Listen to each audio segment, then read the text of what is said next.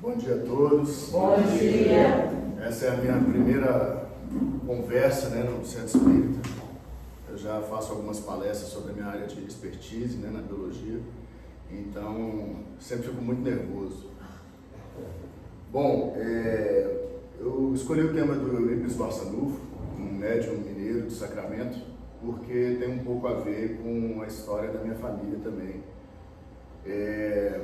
Minha mãe, ela participou ativamente da fundação do Grupo Espírita Regeneração em Goiânia, que foi orientado pelo Centro Allan Kardec, em Taguatinga, do Distrito Federal, e também do Grupo Espírita Regeneração em Brasília.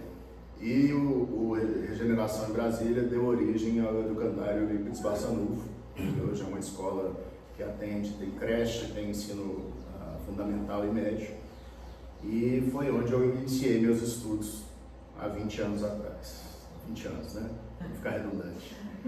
E aí eu trouxe esse tema porque Eurípides foi uma figura exemplar, realmente, Ele nasceu em Sacramento no 1º de maio de 1880, o terceiro de 15 filhos, e ele já se destacava pela curiosidade, pela inteligência.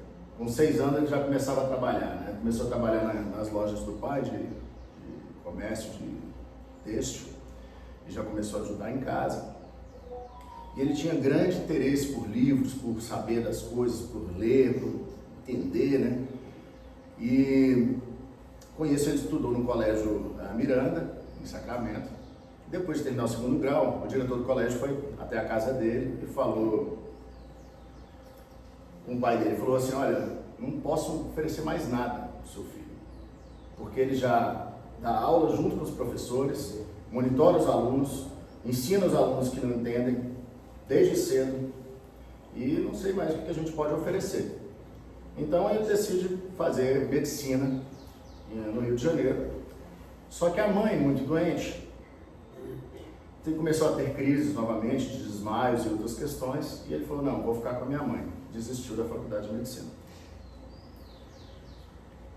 Mas muito ávido por conhecimento, para tratar da sua mãe, veio um médico para a casa dele, um médico homeopata, e trouxe muitos livros. E o tempo que esse médico ficou em casa tratando da mãe dele, ele começou a ler sobre homeopatia, sobre fitoterapia, e com isso o médico deixou alguns livros com ele. Mais para frente, Eurípides resolveu abrir uma farmácia popular. E nessa farmácia popular, ele começou a manipular remédio de homeopatia, e tudo de graça. Aos 17 anos, ele já era um exemplo na cidade. Professor, fundou o Liceu Sacramentista, que é um colégio junto com outros professores. O Liceu Sacramentista, ele já dava aula de várias matérias, sem ser formado, isso com 17 anos. Já era secretário da Sociedade São Vicente de Paulo, congregação da Igreja Católica muito famosa e muito importante na cidade. Se destacou também com a farmácia, como professor, e muito ligado à Igreja Católica, ele sempre estava conversando com os padres, perguntando, questionando, sempre assim, muito racional, muito cético. Ele perguntava muitas coisas, tinha dúvidas e tudo mais. E um dia o padre Antônio, seu xará, virou para ele e falou assim: Eurípides, como você tem um desenvolvimento intelectual muito bacana, eu vou te dar acesso a um livro que somente o clero pode ter. E lhe deu um exemplar da Bíblia, que não podia ser lida, não podia ser comprada, não era livre para as pessoas. E aí ele estudou com afinco a Bíblia Sagrada, principalmente os Evangelhos, capítulo 5 do Evangelho de São Mateus, as bem-aventuranças, que ele ficou intrigadíssimo com as bem-aventuranças, Sermão da Montanha, e ficou assim preocupado, falou: poxa, eu preciso entender isso. Perguntava para os padres, e aí eles não conseguiam trazer luz a seus questionamentos, E ao mesmo tempo, em paralelo, perto de Sacramento, uns 15 quilômetros da cidade, tinha a Fazenda Santa Maria, que era a fazenda da família, onde em 1900 foi criado um pequeno grupo espírita por seu tio Mariano, Sou Mariano. E o Sou Mariano, né, o tio dele, ia com frequência à cidade e ficava na casa de Eurípides. E Eurípides sempre querendo falar assim: ô meu tio, desiste dessa ideia, isso aí é coisa do demônio, eu vou conseguir te convencer que isso não está certo. E ficava sempre debatendo com o tio por horas e horas, e sempre o tio ia ficar na casa dele, ficava num cômodo separado, e ele passou a pedir à mãe: olha, quando meu tio vier à nossa casa, põe a cama no meu quarto, porque aí a gente consegue conversar por horas, e eu vou tirar essa ideia dele. Esse negócio de espiritismo não está com nada. E várias discussões, e o tio dele muito simples, né? Tentava conversar com ele sempre, né? Sem tentar convencer, mas sempre respondendo aos questionamentos. E a Fazenda Santa Maria foi conhecida também porque tiveram muitos fenômenos físicos na fazenda. Tanto que foi criado o grupo espírita lá porque descobriram que toda a família eram médios de fenômenos físicos, né? E o Eurípides ficava meio naquela assim: não, vamos lá, tio. E o tio dele virou para ele e falou assim: eu vou fazer o seguinte, eu vou te dar um livro. E deu o livro Depois da Morte de Leon Denis. Lê e me fala. Isso o tio adormeceu, Eurípides, à luz de vela, começou a ler, leu o prefácio, se encantou com aquilo e leu a madrugada inteira, não dormiu. Leu a madrugada inteira, no dia seguinte virou para o tio e falou assim: nossa, aqui tem muita coisa que eu consigo raciocinar e racionar, né?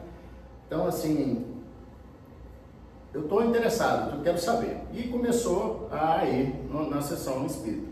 Foi numa sessão espírita na Fazenda de Santa Maria, que era, eu não vou lembrar, eu acho que era Fé e Amor, o nome do centro. E foi lá na sessão, ele falou assim: beleza, fez uma pergunta mental, falou: vamos ver se esse negócio de espiritismo é correto mesmo.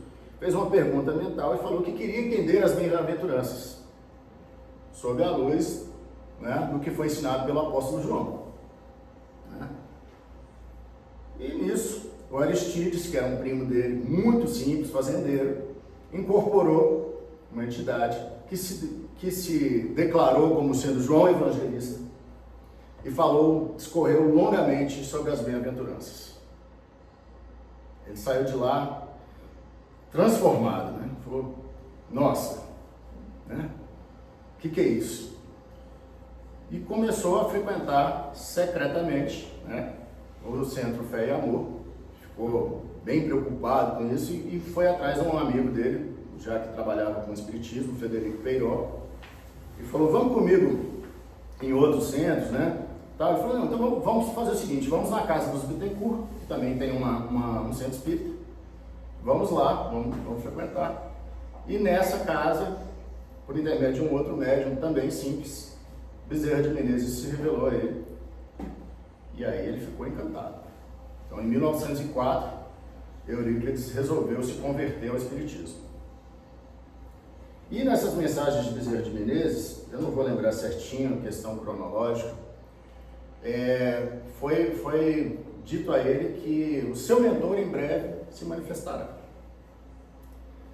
E numa dessas reuniões, seu mentor, São Vicente de Paula, se apresentou e falou para ele, posso ler aqui o que ele falou, mas eu vou falar nas minhas palavras, né? Falou para ele: olha, sai da congregação, larga o seu cargo de secretário da Irmandade, lá da São Vicente de Paulo, e vai trabalhar com outras coisas. Você tem que divulgar o Evangelho. Você vai entender. Só que essa sua ruptura com a igreja vai te trazer muitas consequências. Seus amigos vão te largar, as pessoas vão te difamar, a sua família e a igreja não vão entender porque você tem destaque na cidade, mas é isso, vai com fé. O chefe falando, né? O chefe falou, bora, né? Bora. Então, em 1904, Eurípides ele rompeu com a Igreja Católica e se dedicou ao espiritismo. A farmácia, que já existia, passou a atender mais e mais pessoas com a orientação do Espírito Bezerra de Menezes. Ele prescrevia receitas, tanto de homeopatia quanto de alopatia. Então ele era médium? Médium. E ele não era um médium, assim, lá no livro dos médiuns, eu acho que no livro dos médiuns tem os tipos de mediunidade, né? 9, 13, 15. Pô, o cara tinha vários. Ele era médium curador, vidente, audiente, psicofonia, inspiração, cura e desdobramento. Eurípides Barçanufo tinha essas mediunidades todas? Todas. Ele já tinha uma sensibilidade muito grande durante a juventude, né, a infância e a juventude, só que ele sempre atribuía ao que ele tinha crença e o que ele fazia, né, que é o que a gente vê hoje em muitas religiões. Não importa onde a gente esteja, se a gente tem afinidade com aquela determinada doutrina, né, nós podemos falar assim, o Espírito Santo me falou, sonhei com o santo, tive uma revelação, vi Maria, vi o Cristo, né? Vi um anjo, encontrei com Buda. Então, né, as revelações vêm de várias formas na nossa vida. Então, ele já tinha essas manifestações todas, né? Psicografia também, são várias. E do desdobramento tem uma que é um pouco curiosa, que é chamada de bilocação ou bicorporiedade, que desafia as mentes dos mais céticos, inclusive a mim. Porque a bilocação seria um desdobramento, o corpo físico permanece aqui, ele se desdobra e plasma um novo corpo naquela localidade, onde as pessoas veem, tocam, conversam, e ele está lá, desdobrado, no lugar de origem. Então isso assim, não tem fatos. Esses fatos todos são relatados por tradição oral, relatados em obras mediúnicas, né, por várias testemunhas também, médiuns de sacramento, pessoas ligadas ao colégio, ligadas a Eurípides, ligadas aos grupos espíritas do Brasil inteiro, né? Então tem esses vários relatos e vários casos, né, de cura, de desdobramento e bilocação. Então, uma vez que ele rompe com a igreja, começa aquela perseguição atrás, né, aquela perseguição de, olha, não vai dar mais para fazer isso ou aquilo. Ele continuava muito popular, a família ficou brava com ele, brigaram com ele, e ele tentando explicar para a família que o espiritismo era nova luz e que ele estava muito feliz com aquilo tudo. E o colégio, o Liceu Sacramentista, começou a perder alunos, vários alunos, até quase fechar. Aí nisso, Eurípides ficou desolado, né? Ficou desolado e falou assim, nossa, eu estou tendo um novo despertar, e o que está acontecendo na minha vida para acontecer isso, né? O que eu mereço para fazer isso? E aí ele está lá um dia desolado no colégio, e um espírito de alta envergadura se aproxima dele. Aí ele fala, eu nessa energia aqui? Rapaz, o que deve vir aí não é coisa boa, não quero. E o espírito insiste. Ele, não quero. Então, mais uma vez o espírito o adormece e psicografa a seguinte mensagem. Ele fica inconsciente e psicografa. Meu filho, não feche a escola. Apague da placa o nome Liceu Sacramentano, que guarda resquícios da vaidade humana, e coloque Colégio Allan Kardec. Dê aulas do Evangelho do meu filho às quartas-feiras e monte um curso de astronomia. Repetiu, monte um curso de astronomia. O novo colégio terá a proteção do meu manto de amor. Maria, serva de Deus. Então, em 1907, ele reabre a escola com a placa com o nome de Colégio Allan Kardec. E os alunos recebiam aulas do Evangelho de Jesus às quartas-feiras, à luz da doutrina espírita, porque com a conversão dele, ele virou um devorador, né? Áureo Bulha, um devorador do livro dos Espíritos, do livro dos Médiuns e das obras espíritas, Allan Kardec, Leon Denis e vários outros, né? Aí no colégio, além de exercer a direção do colégio, ele ministrava aulas de matemática, geometria, aritmética, trigonometria, ciências naturais, botânica, zoologia, geologia, paleontologia, português, francês, astronomia, inglês e castelhano. Ele. Cada período era um espírito com ele. Provavelmente. Achei muito interessante a astronomia. A gente falou em casa, você não vai gostar. Adorei, porque antes a astrologia de hoje era baseada na astronomia. E com isso ele abre o colégio Allan Kardec e implementa questões que hoje, para a época, eram moderníssimas. Primeiro colégio com salas mistas no Brasil. Antes eram meninos e meninas, salas mistas. Educação por inclusão. Mesmo sendo um colégio espírita, né, ele lutou, inclusive, sendo vereador da cidade, depois, pela laicização do ensino no Brasil.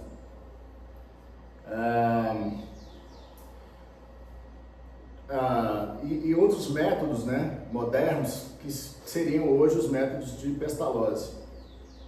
Então, para a época, não tinha punições, era inclusão, total inclusão, colégio gratuito, público, sem nenhum custo para as famílias. Essa educação moral forte foi um dos primeiros colégios a ter uma matéria de educação moral, aplicar o evangelho no cotidiano. Então, assim, se destacou de sobremaneira. O Colégio Allan Kardec continua em Sacramento, né? Muitos anos aí. E aqui, ó, tem uma parte aqui, ó. Cadê? Enfim. Esse colégio Sacramento ainda é gratuito? O Colégio Allan Kardec é gratuito. E aí no Colégio Allan Kardec, como os alunos eles tinham noção do que era feito, o que Eurípides fazia, e a questão de desdobramento e cura, tem uma história muito, muito curiosa, que é relatada em vários meios, que Eurípides está dando aula, né, falando sobre as leis de Kepler, e de repente ele vira para os alunos e fala assim: peraí, senta sua mesa, pede um momento, abaixa a cabeça, se desdobra, vai até uma casa aí vai até uma casa e faz um atendimento, retorna e fala para os alunos: acabei de fazer um parto muito difícil, onde a criança estava virada, a mãe estava com risco de vida, a criança também, a parteira já não sabia mais o que fazer, e o pai não sabe que a criança nasceu, ele está a caminho da escola, ele está vindo para cá.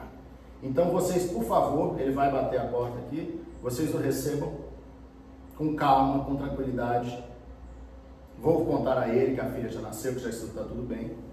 Então, minutos depois, chega o rapaz, desesperado: doutor Eurípides, eu vim te buscar porque minha filha está morrendo, minha parteira não sabe mais o que fazer. Ele falou: não se preocupa não, que já está tudo certo. Como assim está tudo certo? Não, já fui na sua casa. Como que você foi na minha casa? Só tem uma estrada, e eu estava vindo na estrada, como você passou por mim e eu não vi? Se eu estou vindo de lá.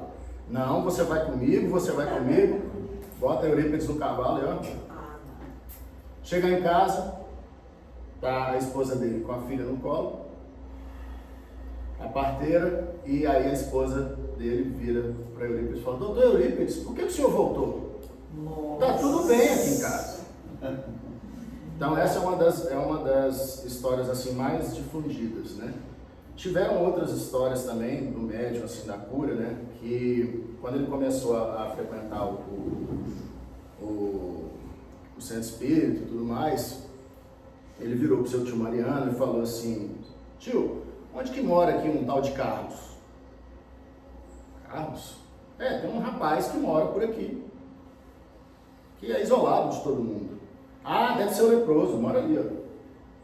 Não, é porque a gente precisa ir lá na casa dele hoje. Mas por que vai lá hoje? Tem que ser hoje. Se for amanhã, não vai dar tempo. Tem que ser hoje. Ah, mas não sei o que, eu preciso ir lá hoje. E aí foram no final da tarde até a casa desse senhor. Chegaram lá, ele estava já sem comer, sem beber água há alguns dias. Estava bem debilitado. E Eurípides, inspirado, na época ele não sabia por quem, né? Deu-lhe um beijo na testa, né? E aplicou as mãos. E o rapaz se recuperou e aí deram comida, água e ele teve uma cura, assim, né? Uma restauração do corpo. Essa foi uma das primeiras curas, né?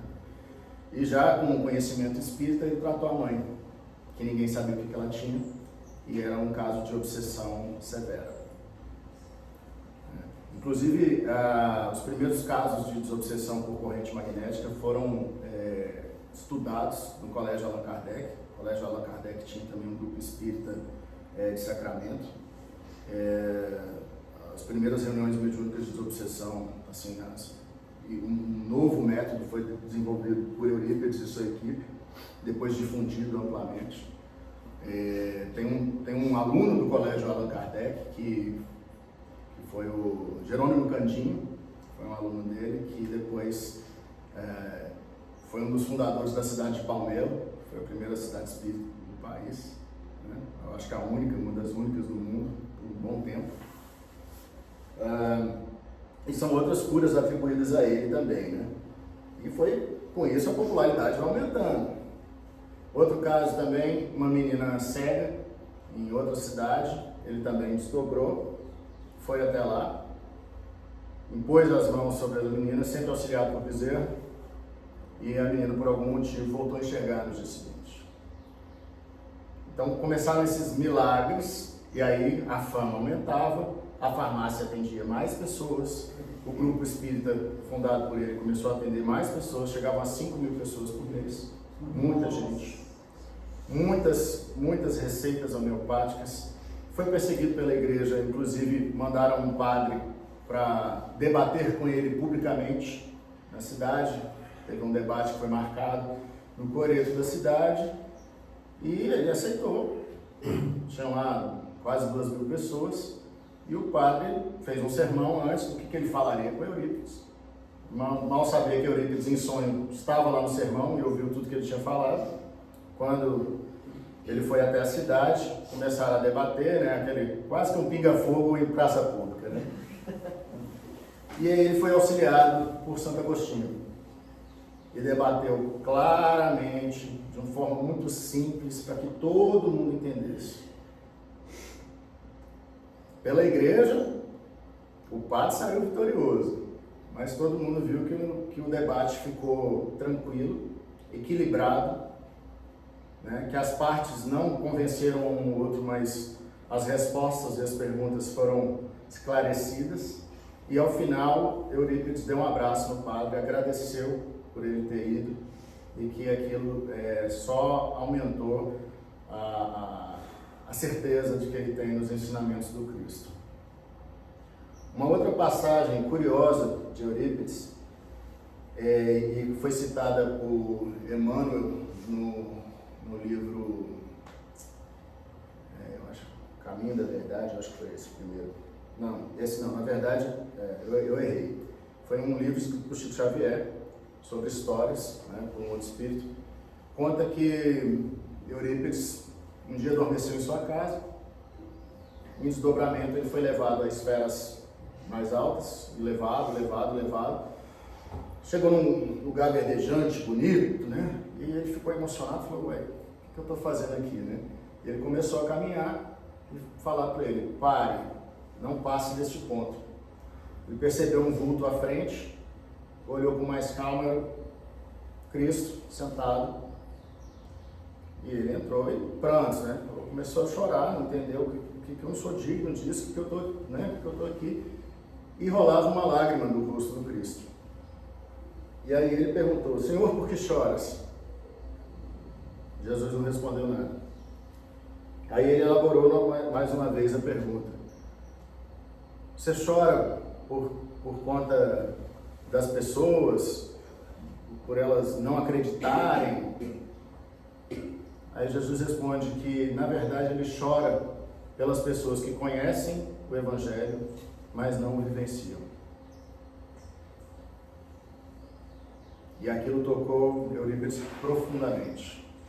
Então, várias do seu legado, assim, o seu legado era educação moral e viver o Evangelho na prática, né?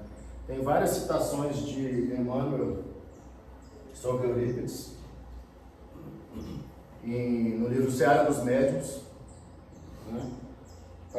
Tem também comunicações no Grupo Espírita Allan Kardec, por Emmanuel, no Centro Espírita de Uberaba. Em 1950, Chico Xavier psicografa uma das primeiras cartas de Eurípides, depois em 54 mais uma, depois em outros centros espíritos tem outras cartas de Eurípides. A primeira comunicação, a primeira mensagem foi em 30 de abril de 1950, dedicada aos amigos do Triângulo Mineiro, né, falando que, alguns trechos, né? Somos numerosa caravana em serviço das divinas realizações. Velhos amigos nossos, ouvindo minha palavra, sentirão os olhos úmidos.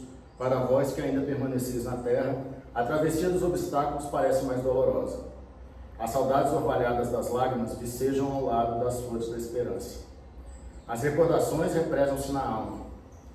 Alguns companheiros estacionaram em caminho, atraídos pelo engano do mundo ou esmagados pelo desalento. Não foram poucos os que desanimaram, receosos da luta. Por isso, as dificuldades se fizeram mais duras e a jornada mais difícil. Um outro trecho. Tenhamos para com os nossos irmãos ainda frágeis a ternura do amor que examina e compreende. As ilusões passam como os rumores do vento. Prossigamos desse modo com a verdade, para a verdade. A carta é bem longa. E ela se encerra assim, que deste outro lado da vida, nós vos estendemos as mãos fraternas, unindo-nos mais intensamente no trabalho, em vão rugirá a tormenta. Jamais vos entregueis à hesitação ou ao desalento, porque ao nosso lado flui a fonte eterna das consolações com o amor de Jesus Cristo. E na outra carta, em 54, ele fala novamente de tomar cuidado com os golpes da perseguição, um brio trajado, que o Senhor na oração nos revele um positivo da serenidade e da paciência, que não há lugar no coração para a dignidade ferida, porque a dignidade do discípulo do Evangelho brilha, acima de tudo, no perdão incondicional das ofensas e no serviço incessante à extensão do bem. Não vale a pena precipitar ações e conclusões, nem basta simplesmente convencer. A tolerância construtiva do bem que não repousa nos será infatigável guardiã no espaço e no tempo, favorecendo nos outros, tanto quanto a nós mesmos, a visão clara da vida.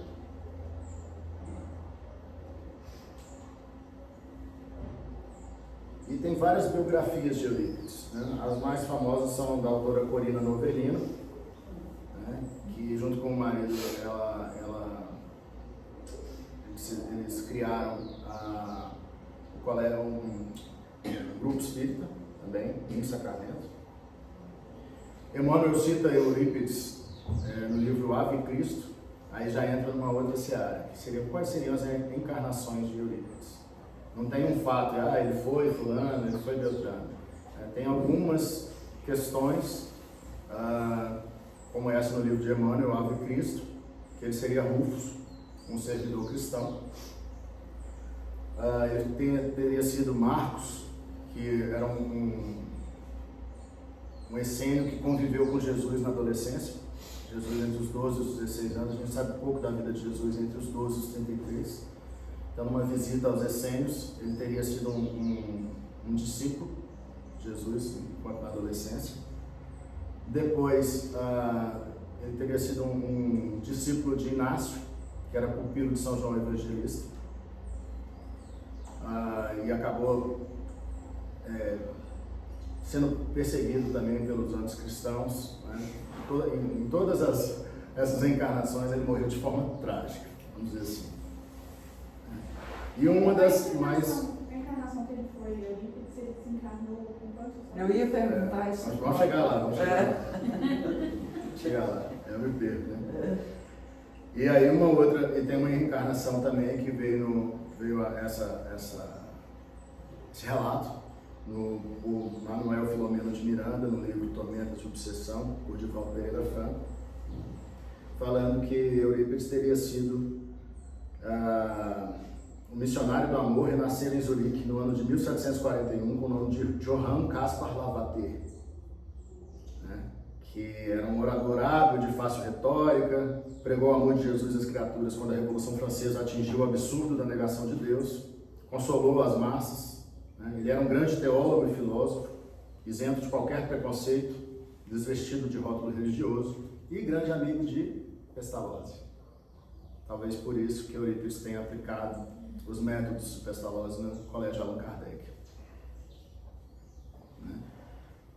Enquanto Lavater, né, ele escreveu 6 cartas à imperatriz da Rússia, explicando sobre a vida espiritual, fatos que constavam da Revista Espírita de 1868 com análise de Kardec. E aqui, informaram que ele foi muito amigo de João Pestalozzi, um dos mais queridos amigos, tendo sido um conselheiro e às vezes um protetor. Essa profunda e bela amizade entre os dois perdurou até sua morte. Lavater desencarnou no ano de 1801, e já como Eurípides voltou em 1880, 79 anos depois, para exercer a mediunidade múltipla de dons fenomenológicos, né, como eu falei anteriormente, na psicografia, psicofonia, transporte, desdobramento, receituário, cura dos doentes, né, preparando uma nova era para o Espiritismo no Brasil. É citado também no livro Coração do Mundo, Pátria do Evangelho, do Humberto Campos. E Eurípides, como ele era um servidor abnegado, ele foi avisado por São Vicente de Paulo, seu mentor, durante vários momentos. E um pouco antes da sua morte, em 1917, em uma das reuniões, São Vicente de Paulo avisou a todos que teria uma epidemia, seria a epidemia da gripe espanhola, no ano seguinte, e que todos precisavam se preparar. E o Colégio Allan Kardec se comoveu e se preparou para o que viria depois. Então, em 1918, São Vicente de Paulo aparece mais uma vez, conversa mais uma vez com Eurípides e fala: sua missão foi cumprida. Logo, você vai desencarnar. E aí, em 1º de novembro de 1918, com 38 anos, desencarna por gripe espanhola. Mesmo já tomado pela doença, ele continuou auxiliando os enfermos na cidade até o último dia. Há quem diga que ele morreu com um leve sorriso nos lábios. Com 38 anos ele fez o que a gente às vezes não faz em 3 filhos. Ih, tem tanta gente de 40 aí que ainda não fez nada na vida. 60. Com 60. Com 60 ainda não fez. Aí tem essa questão também. Entre 1907 e 1912, eu esqueci, eu fiz um roteiro, mas eu nem olhei. Entre 1907 e 1912, já com o Colégio Allan Kardec em funcionamento, ele retomou a sua popularidade, né? E mesmo com tantas perseguições, ele foi eleito vereador da cidade de Sacramento por 2 mandatos. E durante o seu mandato, né, os seus mandatos, ele lutou pela laicização do ensino no Brasil, trouxe por várias medidas saneamento básico para a cidade de Sacramento, encanamento que não existia, primeira hidrelétrica, inclusive luz elétrica, primeira ferrovia em Sacramento e também transporte, que é o que tinha mais de moderno na época, que eram os bondes a vapor. Então a cidade de Sacramento teve vamos dizer assim, um upgrade aí de modernidade e também de educação, moral, civilidade, ensinamentos sobre amor, né? Então ele foi um servidor incansável. Aí fica a pergunta pra gente, né? Qual que é o pequeno ato de caridade que a gente já fez hoje?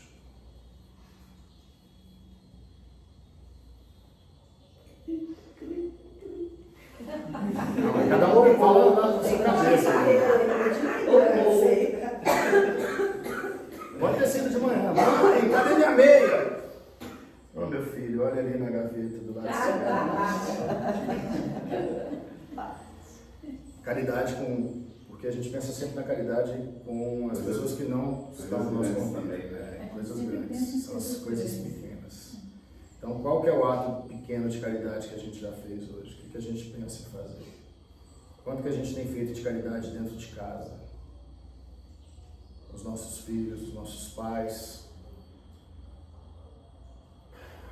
aqueles que às vezes se encontram num estado mental diferente do nosso, seja por doença ou por crença, ou por, né? Eu não tenho muito isso de... Uma das revelações de Eurípides mesmo veio pelo Aristides, que mal falava direito, mal sabia fazer um círculo com uma garrafa, incorporou São João Evangelista e derramou conhecimento sobre as bem-aventuranças. Então, assim, eu acho que nós temos vários preconceitos também, né? Vários preconceitos que a gente tem que tentar sempre enxergar como que o Cristo faria. Nos Estados Unidos mesmo, a maioria dos cristãos, né, protestantistas ou não, eles têm até uma pulseirinha que é tipo assim, what would Jesus do, né? O que o Jesus faria? Para você lembrar sempre, a gente lembrar sempre. O que Jesus faria nessa situação? Uma briga no trânsito, eu mesmo, credo, né, Patrícia? Credo. O carro é outra pessoa. Outro personagem. Outro personagem, é outra persona. Então, assim, é muito, muito curioso. Eu acho que eu falei assim no geral.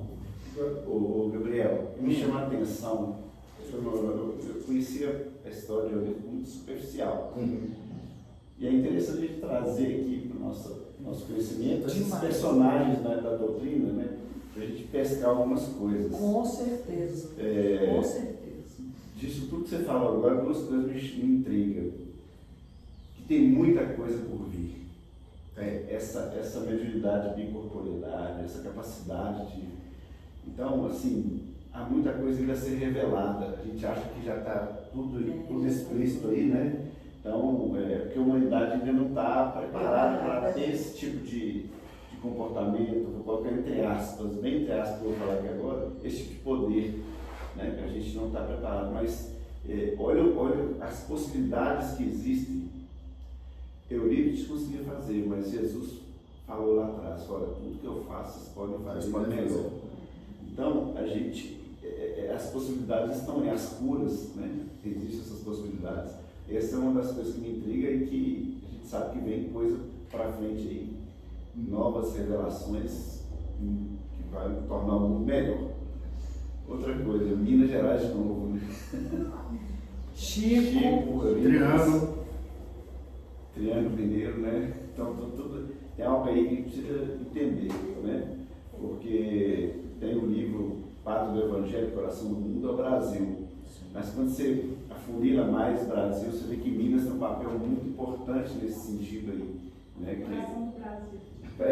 Entendeu? Então, a gente tem que entender um pouco isso aí, porque esses grandes personagens, né, de referência mundial no Espiritismo veio encarnar aqui em Minas, por exemplo. Né? Então, é muito interessante trazer essas histórias que, através do exemplo deles, né, Jesus ensinou pelo exemplo. Então, ele citou em vários exemplos do Eurípides, então, que para nós, para possamos converter isso no nosso dia a dia, que é a pergunta que ele fez, né? Qual foi a caridade mínima que você fez hoje? A gente não lembra. Às vezes fez, mas não lembra. Não pensou que isso que a gente fez é caridade. É porque a gente, igual você falou, a gente sempre espera que a caridade é algo Seja grandioso. algo grandioso, algo gigante. E às vezes um sorriso, um bom dia a uma pessoa, Pequeno gesto. Só socorrer alguém que está necessitado. Agora a gente às vezes pensa que a caridade é só estar ali alimentando, fazendo alguma coisa assim. E não pensa que nesses pequenos gestos a gente está tendo, né?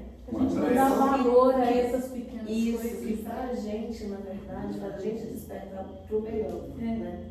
É um abraço, uma palavra amiga. Isso. Pegar uma pessoa triste e perguntar: o que você tem hoje? Posso te ajudar com alguma coisa? Às vezes é uma questão simples. Agora eu entendo por que Sacramento tem o melhor queijo do Brasil. Foram revelações, né? Evoluído nesse meu queijo é diferente.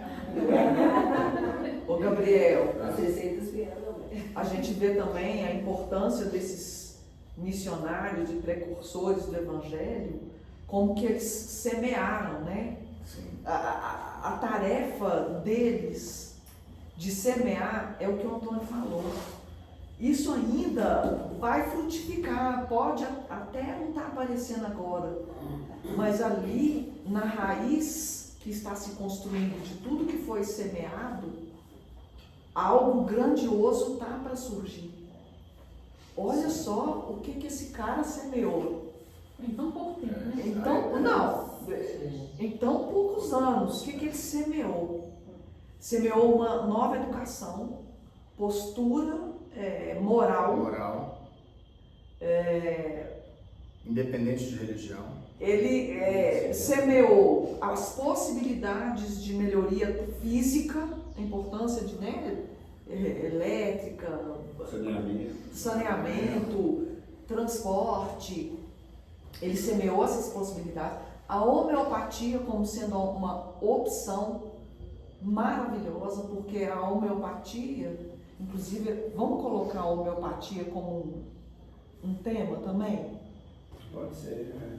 Porque, gente, é muito interessante. Ou Tem fitoterapia, um livro, no geral, né? Porque tem muita deixa eu homeopatia. te falar, é porque tem um livro chamado Homeopatia e Espiritismo. Bacana. Espetacular. Então, você vê que, eu não sei, mas a primeira vez que eu li esse livro, eu acho que o nome de Eurípides estava lá mesmo. Chama Homeopatia e Espiritismo, isso mesmo. E a questão também de colocar estudos de astronomia, por quê? Para expandir o nosso olhar, que a Terra não é só aqui. Olha o universo, gente. Olha os planetas, olha as energias que tem, que são muito maiores do que esse pontinho minúsculo que a Terra é. A escola ela era voltada à formação integral do ser humano. Tô chocada com isso. E aí outras coisas que incluíam no currículo: agricultura, refeições vegetarianas na escola, exercício de moral e bondade. Olha as sementes. E o que eu iria dizer aqui eu peguei aqui algumas frases, né? Uma das frases dele falou assim: educar é libertar, é acender luzes na consciência e não apenas preencher mentes com palavras. Ou seja, foi mais de um século antes das modernas pedagogias humanistas. Então era baseado em empatia, espiritualidade e respeito à natureza. Informando essa escola, essas pessoas que formaram nessa escola devem ser pessoas Foram que estão germinadas, né? Foram. Essas pessoas foram O germinadas. Dudu falou, foi na última, né? Que falou das sementes, né? Joga sementes, a gente não vê quem. Que vai ser sabe quem bonito. foram esses alunos. Eurípides Tim, né? Eu acho que eu tive a mesma intuição da Sandra, assim, quando eu ouvi aqui a palestra, no sentido de que ele, como espírita, uma das coisas mais importantes que ele semeou foi a importância também de mostrar que ele era espírita, mas que ele não tinha preconceitos com relação aos conhecimentos, né? Porque eu acho que isso é uma coisa muito importante, esse pensamento integral, né? A gente sabe que a astronomia, as principais personalidades do mundo, elas têm conhecimento astronômico, porque é o conhecimento de como o mundo foi formado, né? De como, né? Que tudo acontece de acordo com o posicionamento dos planetas e de tudo mais. A mesma coisa, eu também já li muitos livros espíritas, já vi muitos espíritas que esclarecem sobre as plantas como o futuro da medicina, né? As flores, né, como o futuro da medicina, por isso os florais de Bach, micro-organizadores florais. Então, assim, uma medicina de futuro, né? E, assim, a gente sendo preparado nesse momento para esse olhar, porque nós ainda, a humanidade realmente ainda não está preparada, mas que no futuro próximo eu acredito que esses conhecimentos serão muito importantes. A gente só está sendo preparado mesmo para isso, porque a gente ainda é muito preso no que a gente não precisa, né? E então, assim, olha só, 1880 ele vinha trazendo um conhecimento que até hoje a gente... porque a gente sabe que teve um boom do espiritismo mostrar o que era o espiritismo. Com muitos fenômenos, muitos inclusive. fenômenos, muitos espíritos e tudo mais, e que depois a humanidade não conseguiu acompanhar, né? Como se esperasse o momento dessas coisas florescerem, né? De todo esse conhecimento que foi mostrado florescer. E a gente ainda com muita dificuldade de ampliar essa visão, né? Quando ele vem, traz as escolas laicas, ele veio quebrando paradigmas de preconceitos mesmo, né? De diversas. E muito bem acompanhado, né? Extremamente bem acompanhado. Eu ia chamar a atenção justamente disso. Muito bem porque São dá a Vicente. impressão que é ele, mas ele era só instrumento dessa turma aí. Sim, Um Por instrumento bem isso preparado. também, quando a gente fica bom com a idade que eles encarnam, é porque o espírito não tem tempo, não tem idade, É mortal. Isso aí. né? Então, para nós, a gente fica preso nessas pequenas coisas, mas é mais que isso. Né? Achei aqui a frase do Emmanuel, por meio de Chico Xavier, ele afirmou: Eurípides Barçanufo é uma estrela da caridade que resplandece nos céus do Evangelho, indicando rumo aos que desejam servir. Indicando Rumo aos que desejam servir. Ou seja, ele deixou. Então ele nos convida, né, silenciosamente, a seguir o mesmo caminho. Caminho da humildade, da paciência, da fé raciocinada. A gente tem que estudar. A gente tem que estudar, tem que ler. Ah, eu não entendo disso aqui. Pô, então para poder debater eu vou ler. Não concordo não, mas eu vou ler. Entender que as coisas evoluem. Sim, as coisas mudam. Estudar, né? Estudar bastante. Muita coisa muda, né? E ainda mais agora, nesse período, né, Gabriel, que nós estamos sendo intoxicados de informação com a inteligência artificial, com a internet, o mundo virtual todo. Se a gente não tiver um foco muito bem direcionado para a nossa evolução, para a nossa iluminação e consciência, a gente vai ficar muito perdido. Discernimento, né? A gente vai ficar muito perdido, exatamente, porque são muitas narrativas, muitas propostas que até contrariam mesmo a luz do materialismo, que está bem acentuada, e a loucura nunca esteve tão acentuada quanto agora. Se não me engano, não sei se você vai falar ou você pesquisou sobre isso aí, ele está ligado a um hospital psiquiátrico, né? No plano espiritual. Ele ainda continua trabalhando nesse sentido, mas na gravação falou de loucura, eu lembrei agora que eu olhei e falei, não, me esqueci disso aqui. No começo da obsessão narra direitinho o hospital psiquiátrico que ele coordena, que ele trabalha lá no plano espiritual. Muito interessante. E em vida ele foi diretor do Sanatório Espírita de Uberaba. E por ser diretor do Sanatório Espírita de Uberaba, por ter a farmácia, por fazer atendimentos presenciais, ainda que com passes energéticos, ele foi processado diversas vezes por prática ilegal da medicina. Diversas vezes. Normal. Assim como Zé Arigó, em Congonhas, aí outro mineiro, né? Zé Arigó, Jerônimo Candinho, outro mineiro. Né? Também foram processados, e tantos médiuns de cura, Brasil afora, foram processados por prática ilegal da medicina. A astronomia, hoje em dia, ela é um ramo da física que é mais holístico possível.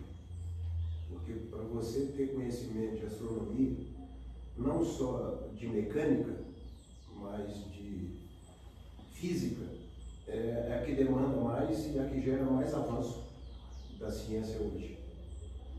Então, e para você entender disso e trabalhar com isso, você tem que conhecer profundamente todas as demais disciplinas que servem de apoio. Sim. Então faz muito sentido ele, naquela ocasião, incentivar o ensino de astronomia, sabe? E com matemática também, né? Mostrar por meio de uma matemática. O Kepler que você citou, a pessoa Kepler é um mistério. tem muitas pessoas na época que o chamavam de bruxo. Louco. Louco, que nem o Tycho Brahe lá na Dinamarca também, que era conterrâneo dele. Eram pessoas que com certeza tinham muita coisa no campo do espiritismo. Muita inspiração, né? Muita inspiração. Porque naquela época que não tinha nem instrumento de observação, você fazer a lei da movimentação dos planetas era uma inspiração divina quase, né? E até hoje. Então que serve aí de base para lançar foguete, para acertar a exploração. E expandiu tanto que a astronomia ela tem um ramo da astrofísica, onde você, a bilhões de anos-luz de distância, você analisa o espectro e sabe se tem oxigênio, se pode ter vida, se pode não ter o quê, nessa distância. Então é bem pertinente. Bem pertinente, né? É complexo e bem pertinente. Me fez lembrar, Sérgio, que a gente quando fala os missionários, a gente acha que é só ligado à saúde e à religião. Não, tem os missionários ligados à ciência, à física, à química. Eles vêm com o objetivo de trazer uma melhoria, mas intuído pelos espíritos. Santos Dumont, quando ele chegou no plano espiritual todo trabalhado, Outro mineiro. Falaram para ele que ele tinha uma vaidade muito grande, que ele tinha inventado o avião. Então deram um choque nele, falaram assim, olha, você está achando que foi você? Ele falou, não, Darwin estava com você. Ele falou, mas os três grandes aí estavam ali intuindo ele o tempo todo. E assim é com os cientistas. O negócio falou, sem recurso, como que o cara vai analisar algo que não tinha recurso para a época? A não ser pela intuição, né? Pela intuição via mediunidade, via espiritual. Né? Porque essas pessoas também são missionárias, devem fazer com que o mundo melhore. Né? Essa é a ideia, que o mundo evolua não só moralmente, mas também intelectualmente, de forma coordenada pelo plano espiritual. Né? Então, quando a gente fala de plano espiritual, não é só a religião. Por isso que a doutrina espírita é filosofia, ciência e religião. A religião é a terceira, no tripé. Começa a filosofia, depois invoca a ciência, depois acha a religião. Ou doutrina dos espíritos. Entendeu? Então, tudo isso tem ligação com o plano espiritual. Todas essas conquistas da humanidade. O Gabriel, só uma última coisa que eu me lembrei que também com a sua fala aí do atendimento com homeopatia, lá na Casa do Caminho, em Viçosa, onde o Edmundo era um dos diretores, a gente sempre ia lá em Viçosa para poder visitar, para fazer reunião. Né? Porque essa casa funciona ainda. É uma casa onde se reabilita pessoas com qualquer tipo de dependência ou alcoólica ou de drogas, de uma maneira geral. É um centro de reabilitação e a gente sabe que a compulsão e a autodestruição é um tipo de loucura, né? Então, tinha lá não sei se tem até hoje, mas tinha lá um médico homeopata que atendia os internos e todos tomavam remédios homeopáticos, que a própria instituição dá. Aliás, a internação lá é gratuita também. E tinha, ou deve ter ainda, esse médico homeopata que atendia todos os internos. E todos faziam uso do homeopático. Além disso, nessa mesma casa, nessa mesma instituição, tinha uma vez por semana, era terça-feira, cheguei a participar de algumas reuniões mediúnicas da Pesada. Reuniões mediúnicas da Pesada, com o pessoal da casa, tanto os trabalhadores quanto o pessoal da administração, os diretores e tal. Bacana. E dentro, enxerguei Eurípides Barçanufo ali, pelo menos a filosofia dele. Né? Hoje o legado dele tá ele, não dele não, né? Porque ele falou que nada mais sou do que uma ferramenta. Não sou eu quem faz, é o Cristo, que através de mim realiza, através de nós, porque todos nós temos o Deus dentro de nós. Ainda chegaremos lá. A gente pode fazer Um dia. Tudo. tudo. Então, hoje temos em Sacramento continua o Grupo Espírita Allan Kardec, a Escola Allan Kardec. Em Brasília tem o Educandário Espírita Eurípides Barçanufo. Uberlândia tem um também, Goiânia. No Brasil inteiro tem escolas, centros, apoio a esse hospital psiquiátrico em outro plano. Então, assim, tem várias instituições ligadas a Eurípides e provavelmente, Cris, os alunos da Escola Allan Kardec continuaram, né? Os Noverinos mesmo em Sacramento, eles perpetuaram. E a Corina Novelino, inclusive, é uma das biógrafas de Eurípides com 2 livros, né?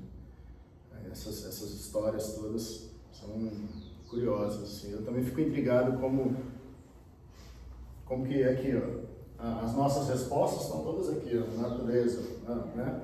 Nos planetas, boa parte do que a gente entende hoje, né? Tudo veio da inspiração da natureza. Você é de lá? Não, eu sou de Brasília. Brasília. Eu queria ir lá, inclusive. Minha mãe mora em Uberlândia há 22 anos, eu nunca fui a Sacramento, nem a Uberaba. Aí passa a ser uma meta, né?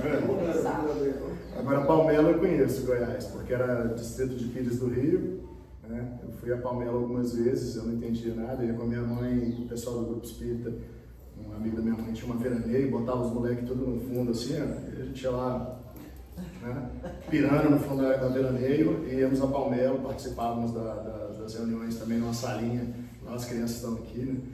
Então, assim, diretamente. Muito obrigado. Nós que agradecemos.